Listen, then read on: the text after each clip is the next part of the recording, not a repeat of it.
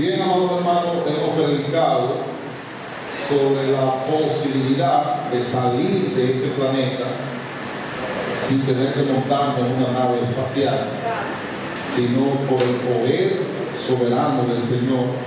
Así viajó Enoc, así fue arrebatado Elías, y luego vimos cómo el mismo Jesús se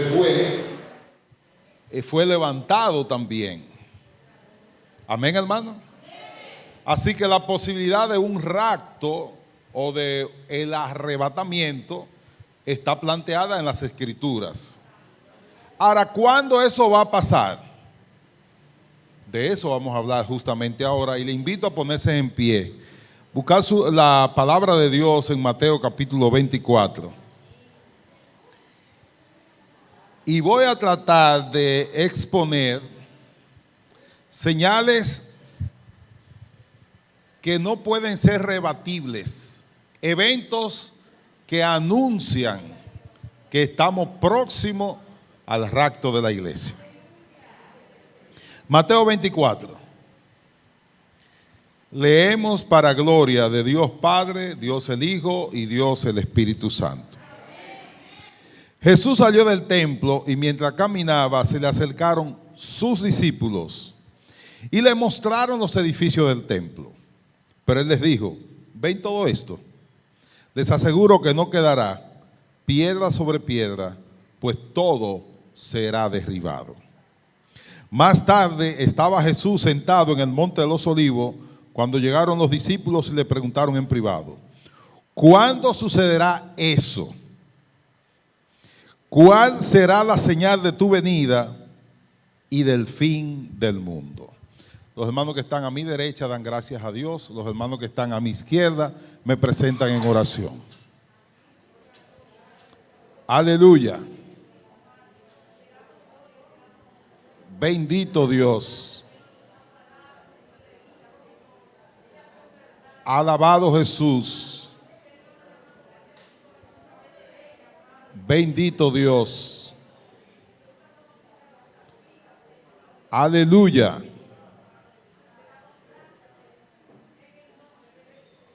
Amén y amén. ¿Alguien sabe decir aleluya? Vamos a ponerlo en el contexto.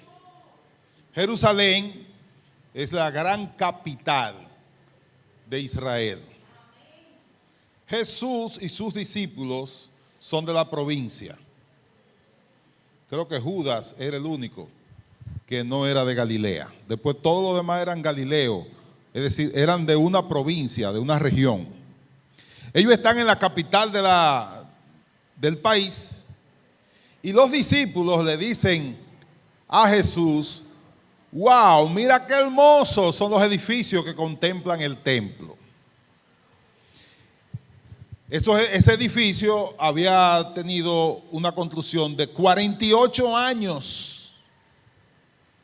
Habían durado para construir esos edificios. Los edificios en ese entonces eran de piedras enormes. No eran de bloc ni de ladrillo como ahora. Así que eran piedras enormes y había costado 48 años de trabajo poder tener ese templo que era hermoso. Era precioso. De modo que cuando los discípulos están entusiasmados: Señor, mira qué hermoso es el templo, Jesús viene y le echa un vaso de agua fría a su entusiasmo. Y le dijo: oigan, de cierto le digo que de eso no quedará piedra sobre piedra que no sea removido. Lo que costó 48 años construir, eso lo van a destruir, lo van a desbaratar, y ahí lo que va a quedar es un solar, dicho en lenguaje español cibaeño. Los discípulos entonces le preguntaron en privado, y yo cuando me encuentro con ellos allá se lo voy a decir, porque esto me quilla, hermano. Le hicieron 3 preguntas en una a Jesús. tres preguntas en una. Entonces Jesús responde a las tres preguntas. Si ellos hubiesen hecho una sola pregunta, fuera tan fácil. Entonces, cuando usted lee el material de Mateo 24 y los pasajes paralelos, Jesús está respondiendo a las tres preguntas. ¿Qué le preguntaron? ¿Cuándo sucederá eso? ¿Qué cosa? La destrucción del templo. Ese es un evento. ¿Cuál será la señal de tu venida? Él no se había ido y ya ellos sabían que él iba a volver. ¿Cuál será la señal de que tú regresas? Y por último, ¿y el fin del mundo? Entonces a él tiene que responder tres preguntas. Yo traté de ver si Jesús respondía a las tres preguntas por separado y resulta que la respuesta de Jesús está mezclada. Se hace sumamente difícil saber en qué momento está respondiendo a la primera, a la segunda o a la tercera. Eso hace que ese pasaje bíblico, muchos teólogos han sacado entonces teorías en base a ese pasaje, porque es de muy difícil. Yo hoy no le voy a complicar la vida a nadie. Yo solamente quiero exponerle algunas cosas que están ahí que dicen que el retorno de Cristo es inminente. Vamos a llamar la atención y vamos a comenzar con lo primero.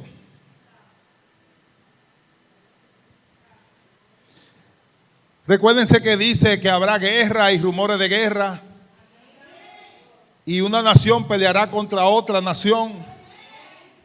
Eso no era para el tiempo de Cristo. ¿Por qué eso no era para el tiempo de Cristo? Porque estaban viviendo bajo el imperio romano. ¿Quién peleaba con los romanos? Nadie. Era un imperio que tenía el control del mundo entero. Entonces esa parte de que iban a pelear nación contra nación y que iba a haber guerra continuamente, no aplicaba a la primera pregunta.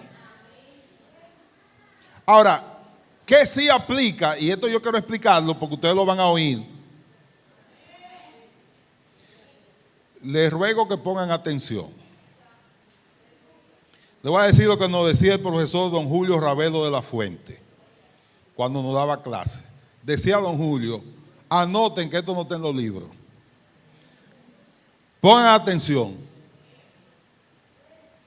¿Qué sí pertenecía a la destrucción del templo? Cuando Jesús dijo, y no pasará esta generación sin que todo esto acontezca. Él lo dijo en el año 30 y el templo fue literalmente destruido en el año 70. La generación que oyó a Jesús vio el cumplimiento del templo cuando Tito Vespasiano invadió a Jerusalén y destruyó totalmente el templo.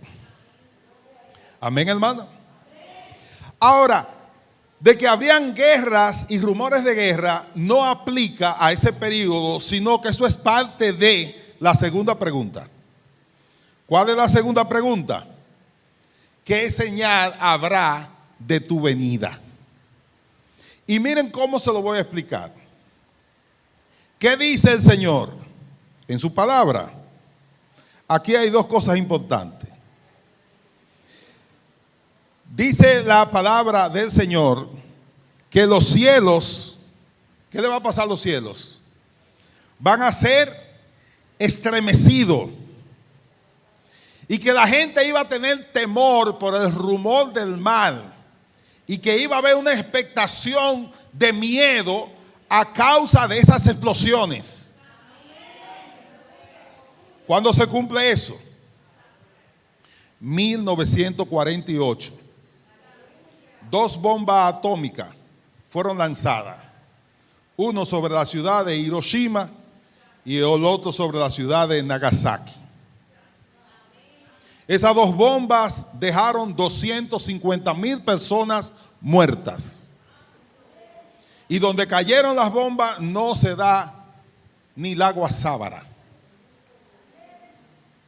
¿Qué pasó en ese momento? Le invito a que vayan a YouTube y busquen una explosión atómica para que ustedes la vean, que cuando eso explota llega hasta 60 kilómetros hacia arriba y puede ser vista hasta desde 1000 kilómetros. y el cielo se estremece. Y todo que está en un radio de 4 kilómetros muere instantáneamente.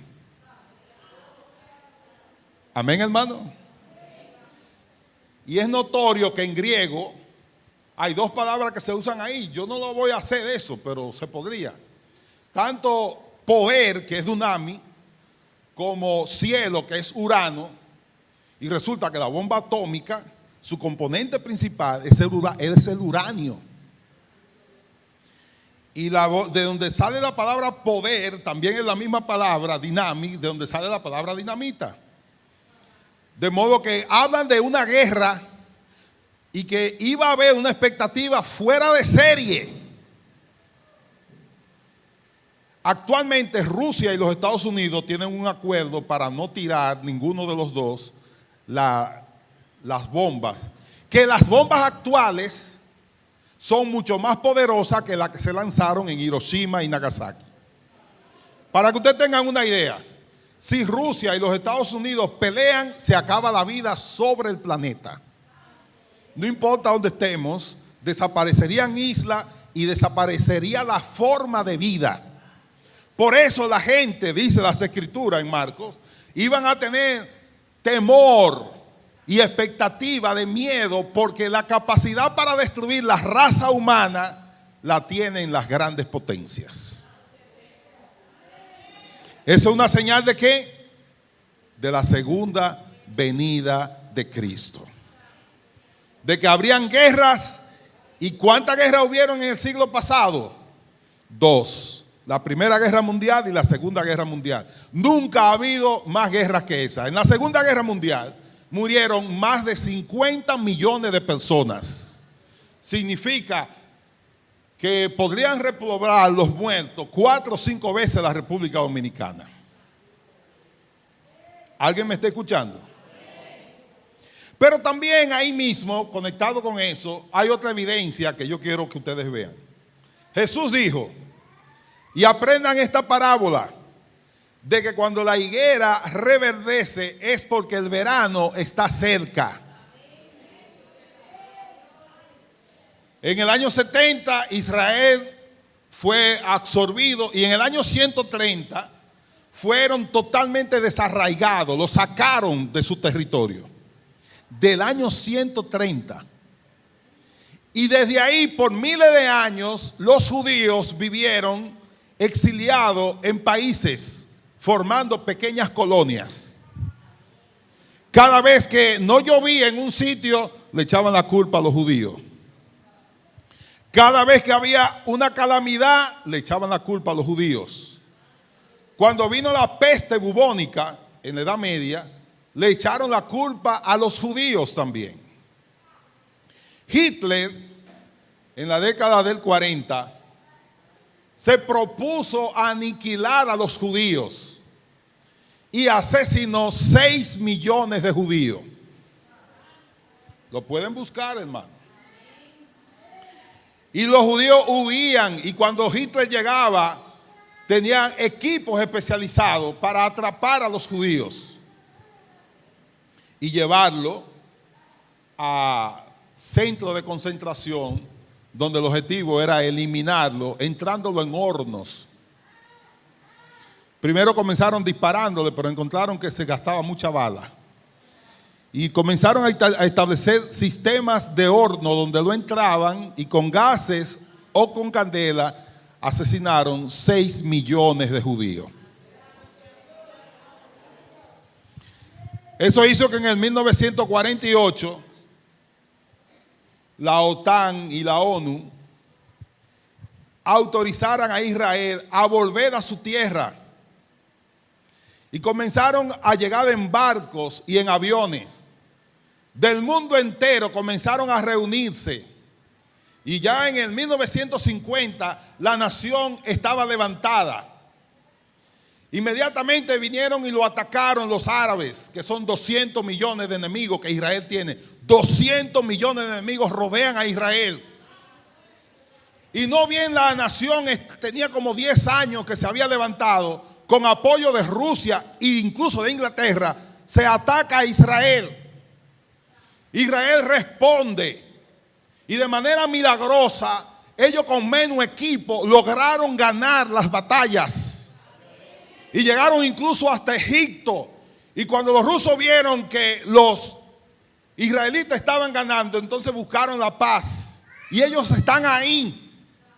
¿Qué dice las escrituras? Aprendan la parábola. Cuando reverdece la higuera, cuando Israel vuelve a reverdecer como nación después de casi 2000 años, es porque Cristo ya viene. Aleluya. Aleluya. Además, todas las profecías hablan de que Jesús iba a volver a Jerusalén.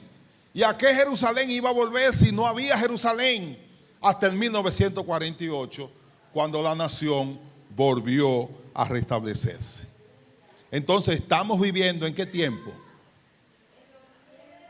¿En qué tiempo estamos viviendo? Lucas no lo registra, pero yo quiero referirme a Marcos 13. Marcos sí trata el tema. Oigan lo que dice Marcos 13. Y esto para mí es profético. Marcos 13, búsquenlo.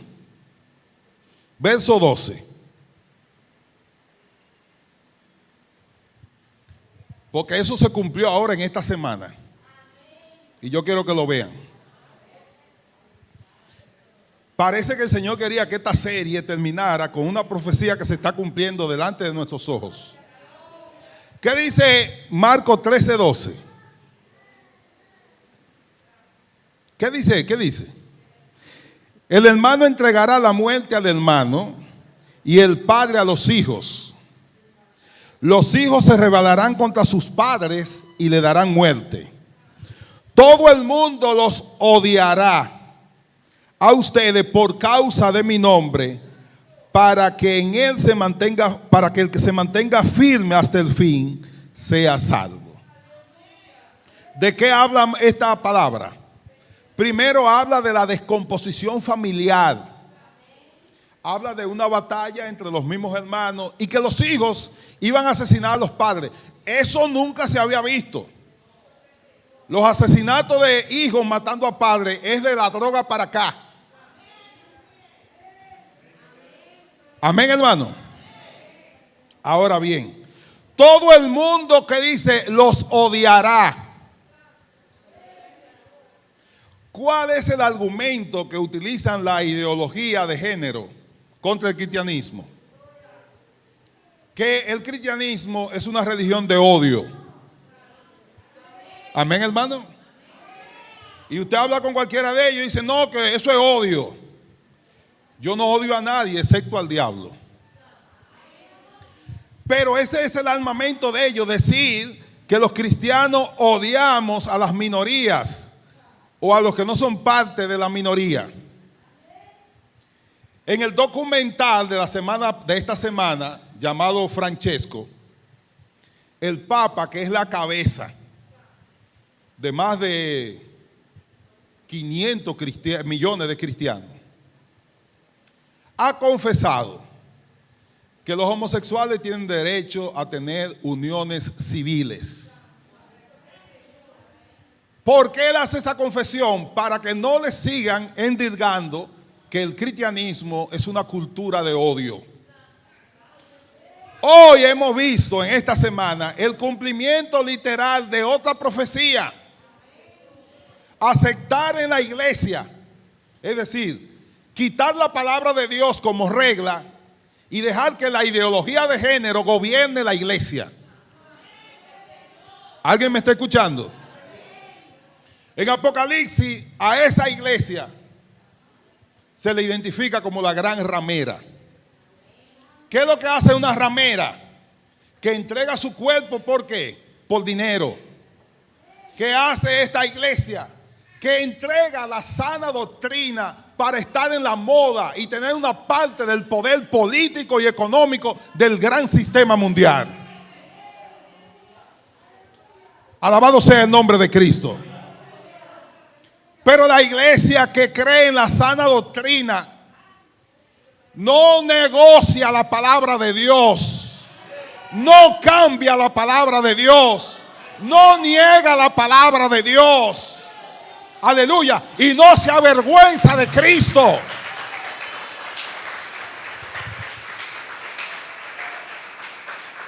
Aleluya. Aleluya. Dos grandes guerras. La gran bomba que explosiona el cielo y mueve el mar. La instalación de Israel. Nos dicen que estamos viviendo en los tiempos finales. Hay un artículo escrito por un canciller donde propone sustituir al cristianismo por la ideología de género. Y la ideología de género es el falso evangelio que va a estar predicando la bestia, el anticristo y el falso profeta.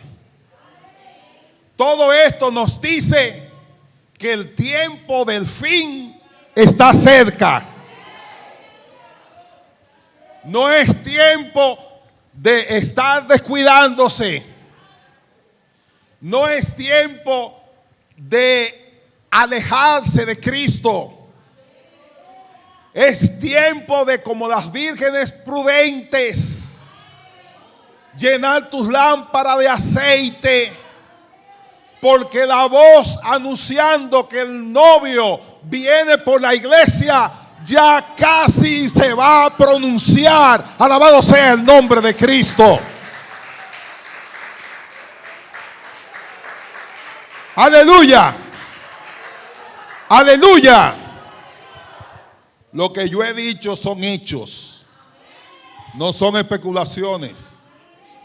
No soy un escatólogo, respeto la escatología, pero esto que hemos dicho son evidencias que no pueden ser refutadas y que ubican a esta generación como posiblemente la última generación antes de que Cristo venga.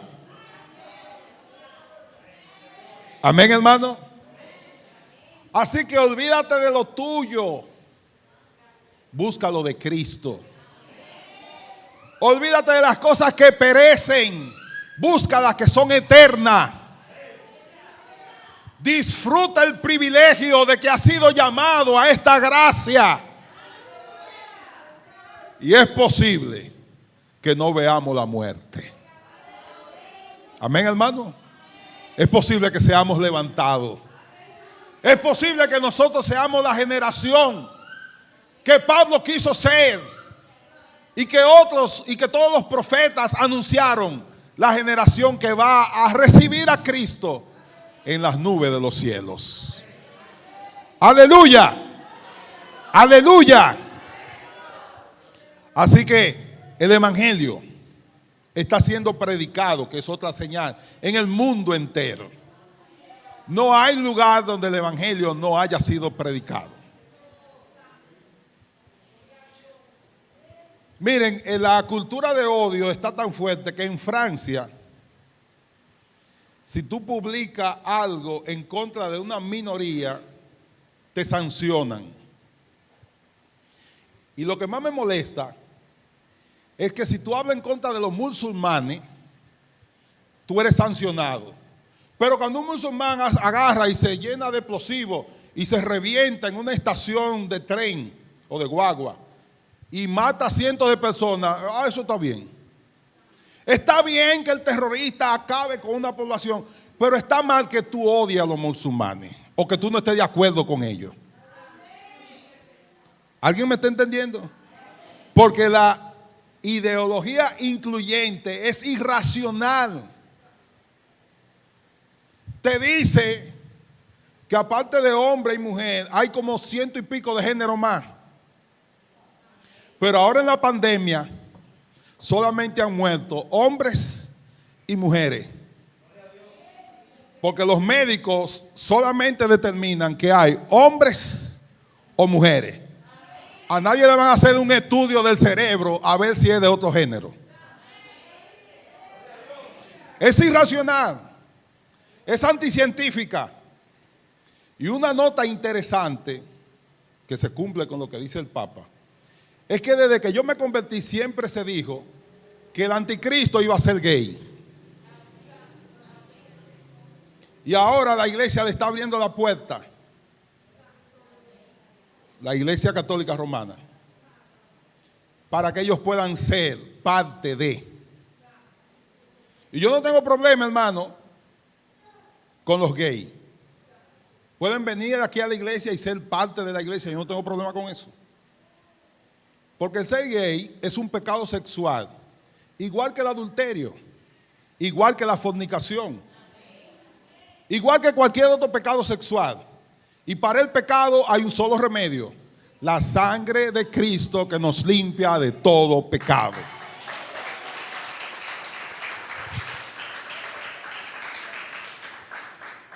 Así que, erguíos,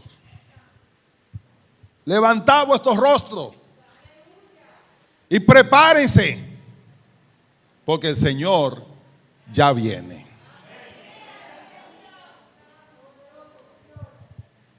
Otra nota interesante, en otra parte de las Escrituras, dice que en los últimos tiempos, Jesús dice, hallará fe el Hijo del Hombre cuando venga a la tierra. ¿De qué tipo de fe está hablando? De una fe genuina, de una fe verdadera. En medio de la pandemia, muchas iglesias han cerrado. Y todas han disminuido la asistencia. El pastor que ustedes oigan diciendo que tiene más gente ahora en la pandemia, pónganlo en duda, para no decirle lo que tengo que decirle. La fe de la gente ha disminuido en medio de la pandemia. Jesús preguntó, cuando el Hijo del Hombre venga, ¿hallará fe en la tierra? ¿Hallará fe en la tierra? Yo no sé en otra iglesia, pero aquí Él va a encontrar fe. Aquí Él va a encontrar creyentes verdaderos. Alabado sea su nombre.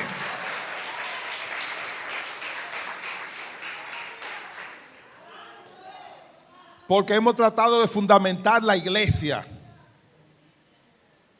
aquí, hermano, vea, en esto. Esas iglesias que están fundamentadas en manipular emociones de gente y en estarle haciéndole promesas igual que cualquier político, han sufrido y han desaparecido. Pero el que se sostiene sobre la palabra de Dios, el que está firme sobre la roca que es Cristo, aunque vengan vientos, aunque vengan ríos, aunque vengan huracanes, no lo pueden mover porque está fundamentado en Cristo. Y el fundamento del cristiano es la oración, el estudio de la palabra de Dios y la comunión con los hermanos a través de cualquier medio. No te descuide en ninguno de esos aspectos, que eso es lo que te van a permitir estar firme cuando Él venga. Eso es lo que le va a echar aceite a tu lámpara, para que tu lámpara no se apague cuando el Hijo del Hombre venga por ti. ¿Cuánto lo esperan? Los que lo esperan se pueden poner de pie. Los que no esperan a Jesús se pueden quedar sentados.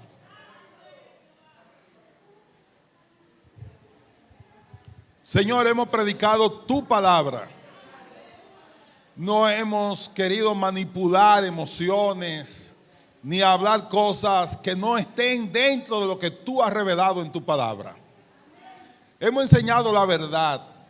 Ahora te pedimos que tu Espíritu Santo aplique esa verdad en cada corazón y que tu iglesia esté alerta, que tu iglesia esté despierta, buscando tu rostro, leyendo tu palabra, participando en tu reino, en todas las actividades que tú tienes.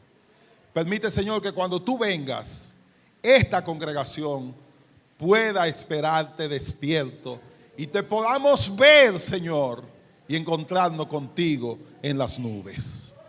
Te lo pedimos y te lo rogamos, Señor, en el nombre de Jesús. Amén y amén.